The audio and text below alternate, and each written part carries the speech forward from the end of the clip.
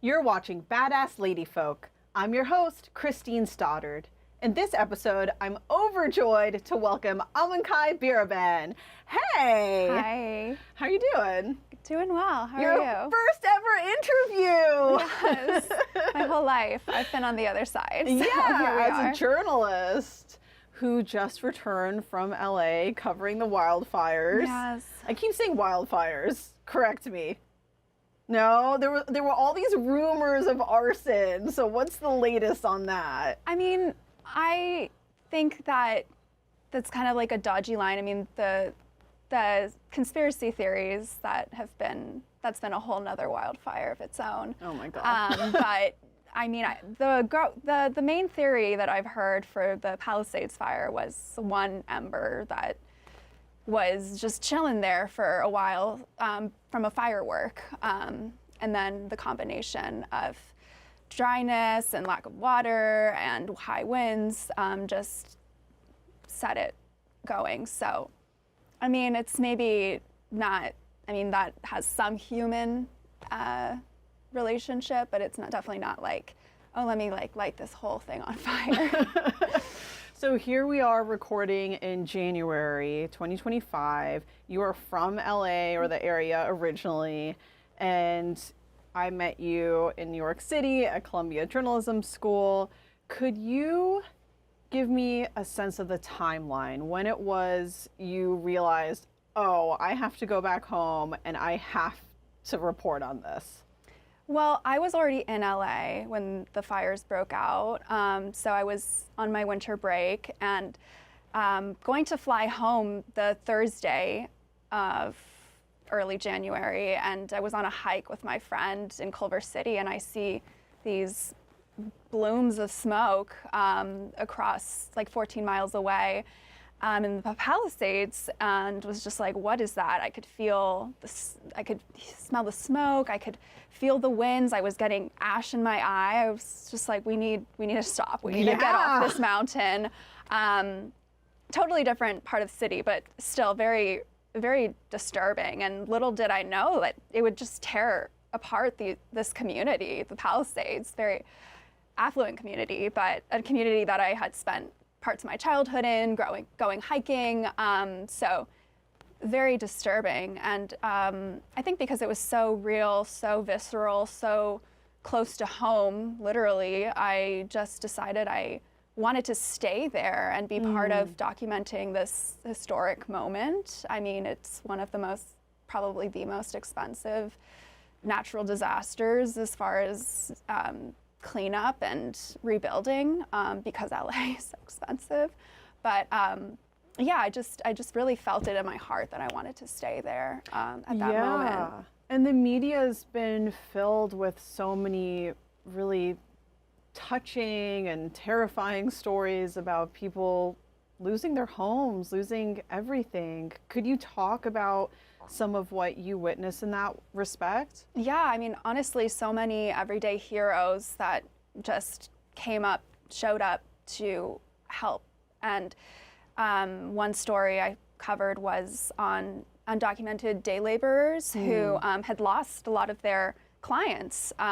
They work at homes, they work for people who need them in their gardens and in their, on their roofs, all sorts of ways. And they'd lost a number from like 7 to 10 homes, and here they were days after the fires still going on, and helping clean up the brush, really organizing these volunteer teams throughout Pasadena to clear the brush. And I just thought that was really admirable to see how people who have lost things, even some laborers had lost their own homes, right, but they've lost jobs, and just wanting to show up for their communities. And also I spoke to people from Altadena, which has a historic Black community of intergenerational families, and that was really devastating to hear how they had lost so many of their memories, historic homes, grandmothers' homes that they lived in. And like, while definitely they had insurance, it's still unclear how that community is going to rebuild. So I think a lot remains to be seen how the community is going to go forward. But yeah, definitely a lot of loss. I'm glad that you mentioned the day laborers because there's been a lot of, in my view, disgusting backlash online about, oh, movie stars, you know, they're the ones losing their homes. No, but there's so many. First of all, anybody losing their home to a fire sounds like a pretty horrible thing. But there are so many socioeconomic groups that are being affected, and not just losing their homes, but like you said, losing jobs, losing precious family memories, mementos, family photos. And like you mentioned, this Black community, and I think earlier before we started recording, you were telling me a little bit about a church that was involved. So could you tell me more about that? Yeah, there was a church in Pasadena, close to Altadena, that I visited that was hosting a donation week, basically their own help center to help with the relief of Altadenians who have lost their homes. And yeah, it was organized by a few different organizations throughout the community, but I was able to go there and speak to many of the members of the Altadenan community who were part of this Black tradition of fleeing the Jim Crow segregation policies in the South to find home ownership in California. And so that was a really important part of this history of Altadena and why generations of families were continuing to build wealth, like home ownership. So going to that church and their week-long events, I mean, I only went for a day, but I went to the kickoff day. So still, you were there in person. Yes, and it was really lucky that I mean, you know, it's unlucky that happened, of course. I just felt like I was there though, and it's not like I was back in New York. I don't know if I would have flown back for this. It was just kind of a miracle that I could be there to try to shed light on what was going on. Yeah, and there is such a value to shoe leather reporting, being present for people and witnessing things with your own eyeballs. Absolutely. Right? Could you share more about some of the things that you saw, like any specific images that stand out to you? Yeah, I remember speaking to this teenager at the, this Altadena church event, and she was tearing up as we were talking because she was living with her grandparents. It seems like they were really her caregivers, and she was just talking about how devastating this time was because she had never seen her grandparents cry before. Oh. And like now, after the fires, they've been like crying every day, and the only thing that they were able to rescue was her grandfather's motorcycle, and she was lamenting everything that had burned, including makeup. LA is LA, let's be real. So I referred her to the Altadena Girls, which is a relief effort for like beauty, all things teenagers, all things girls. Wow. Yeah, very like LA mutual aid, but important nonetheless. Well, even now, you just poked a little bit of fun at the LA image, right? So, unfortunately, as I mentioned earlier, there have been people who just totally lack empathy because they're focused on what they see as like this extremely superficial culture, forgetting that there are actual human beings attached to all this loss. As somebody who's from the area originally, what about these sort of conversations would you like to respond to? I mean, I think that LA gets a rap for better or worse. I mean, I'm new to New York, but I do think there's something to the whole, the contradictions there. But I do think that LA proved itself to really be there for each other, whether Altadena's artist communities. There's a lot of people in the arts world who lived in Altadena and had their home studios burned down, had their works, their materials not insured. And the community of artists has really come together for those people to try to help them find new workspaces. And I think that it showed me a new side of LA, that even if we have our own cultural, our cultural issues or predilections, we still come together for each other in a time of crisis. And I mean, I think that this is going to go on. The crisis isn't over, and we have a lot more to see as it unfolds. And different communities probably are going to struggle in different ways in this rebuilding phase. So I would hope that we can be allies for each other as a city and see how that turns out. Yeah, always a fan of that word, ally, because it is important. So you made a critical personal decision to stay and to report and to cover these fires and the people who have lost so much. You also are in grad school and you have a thesis project, which is on another super important topic. Could you talk about what that is and what you're working on now? Yeah, so I'm working on a thesis about asylum seekers and how Trump's administration is challenging asylum and a lot of the other immigration systems that have been, and working towards this moment. And I had planned to come back to New York the couple days after the fires broke out to continue working on it.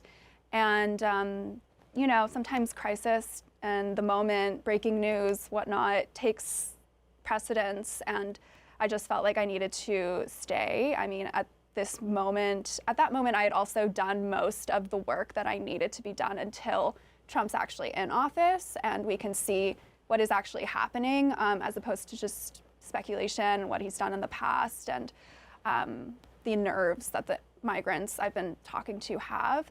So it made sense for me to stay and actually work on something tangible. But, it's still like daunting coming back to, I literally flew back like the day of the inauguration. And so it's like going from one story to another and really jumping into something totally new. And I think that can be a little overwhelming, but it's a skill that you build. I think we have to be dexterous like that, ambidextrous. Yeah, for sure. And for your thesis, for the story on asylum seekers, you found this family who was willing to share a lot with you, it seems like. Could you talk about them? Yeah, I met them while I was taking my original reporting class, Reporting 101 or whatnot for first semester. I was looking into some of the New York City asylum shelter restrictions. So basically there was a 2-month limit for families to stay in shelters. And every 2 months they had to move. So I was kind of looking at... Which is brutal. Yeah, and like oftentimes they would go to one and then go back to the original one, just a lot of hopping around. And so that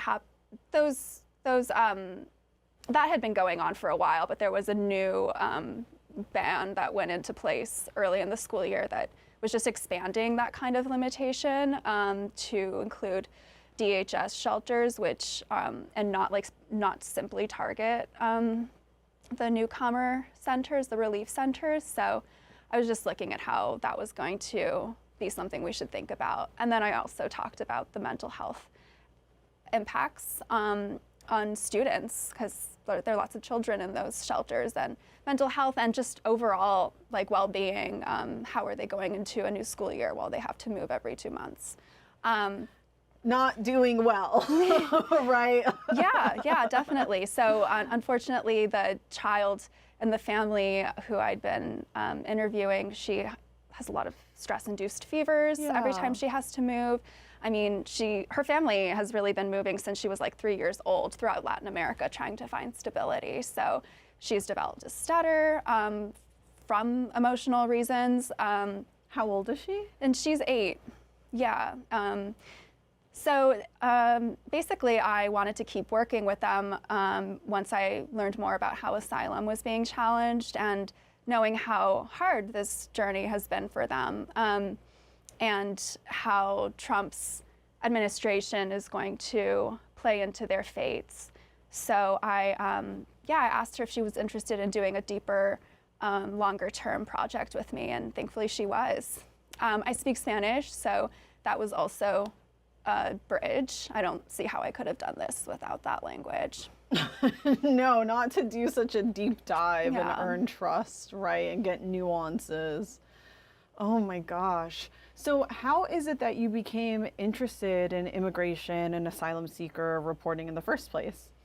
Yeah, I mean, I feel like growing up in LA, I've always been surrounded by diverse immigrant communities. I grew up, my dad's an immigrant, my dad's from Argentina, and I went to bilingual school since I was in elementary school. So it's just always been part of my world, the immigration process and the reality that people come from all over the world for different reasons. And so I think it's just a human heart kind of, I'm just compelled to understand that as a system and as like a human experience, because it takes a lot of courage to leave your home country and everything you know to try to find something better. And I personally am very compassionate towards the ways people have struggled throughout that system. And yeah, I think it's a story that moves me and is constantly evolving. And I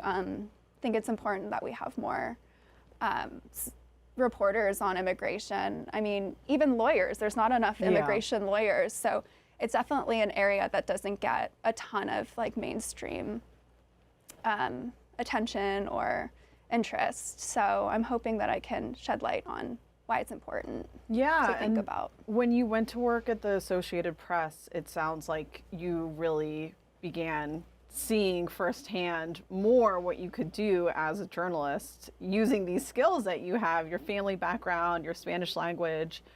So can you talk about some of the work that you did at the AP? Yeah, as a news associate at AP, I had the honor to work on some stories, and I definitely was gravitated towards immigration stories. It was early Biden era when I started at AP. But, and so there was a lot of shifting in immigration policy. One of the stories I worked on was DACA, the Deferred Action for Childhood Arrivals, being challenged by a court, state courts, Texas and a few others. And it's like being held up for now. I mean, it was weirdly, like a few days ago, finally ruled against, like negatively, but for some reason, I don't know all the details, but. It also seems like it's constantly under threat, and then there's a new I know, it's like change a constant limbo. But yeah, being able to talk to people who are now like in their 30s, reaching middle age, who were once kids when the dreamers, like that's what you associate when you think of dreamers, but now they're like starting families. And so that was kind of the idea with that story. So I think I was curious in telling stories that just illuminate different aspects of our society and people, and kind of challenge preconceptions about these people. I mean, DACA is a roving policy. These people are growing. We're not just fixed in this one. We're not just a statistic. So right. I shouldn't say we, as in I don't have DACA. They. But they, yeah. So AP also sent you to South Dakota. Why? Yes, I know that Stephen Groves, the South Dakota reporter, had been promoted to work in Congress. So they were looking to fill a spot, and they asked me, do you want to take a 3-month adventure? And I said, yes, why not? So that was just 2 years ago now. But yeah, that was a really great foray into like daily news reporting, especially political reporting, covering the State House. Really a lot of culture shock. I mean, I'd never... Like what? I mean, I'm from LA. I've never lived amidst the snow. So I had to learn how to drive in the snow, you know, little things like that. But, you know, also culturally and politically. One of the stories I worked on was about transgender teenagers kind of grappling with really national-wide policies to cancel gender-affirming care. So that was I really enjoyed telling deeper stories where there's more of a narrative, more of a human relationship that illustrates a complex and complicated policy. And I really enjoyed that kind of reporting and writing. So I think that's why I'm now continuing to do that with like my thesis, for example. How do you take care of yourself when you're covering very sad stories? I mean, I just think that I just follow my heart. I mean, I think that telling these stories feels good in the end, even if it can be really painful. But yeah, I think, you know, find time to do what makes you happy. I love hot yoga. But I mean, just being able to contribute and do this work is such an honor and privilege. Do you ever keep in touch with sources? More or less. I'm definitely trying to do more of it now because, yeah, I think that sources can be, there are relationships, and while they're not like a friend relationship, they can be helpful either for future stories or for connecting you with other sources. I would say that I hope to stay in touch with my source family, Deanna, and her family, even after I'm finished with my thesis, because I know that they still have a long journey ahead of them. And every now and then I will circle back to people I've spoken to in the past. Yeah, I would say that's best practice to do that kind of thing. Yeah, well, especially in the case of Deanna and her family, it just seems like you're so embedded, right? So at some point for communication to just stop feels maybe a little weird. Yeah, definitely. I think there can be like this transactional nature to the way journalists use sources, and I think that is troubling. And I want to be as much of a, you know, I want this to be a mutual relationship where I'm also helping her, she's not just giving me a story, but we're trying to solve a problem together. And yeah, I think the more that we can kind of keep our sources in the loop and continue to check in with them as relevant. I mean, you also don't know if your source wants to be constantly in your life, you know? So yeah, that's true. It's like about keeping a balance. But yeah, I think it's just like respecting the sources as you would a colleague or a loose friend. Yeah, maybe they don't want to go to hot yoga with you. Yeah, maybe not. So would you say that going to South Dakota for 3 months changed you in any way? What do you bring from that experience?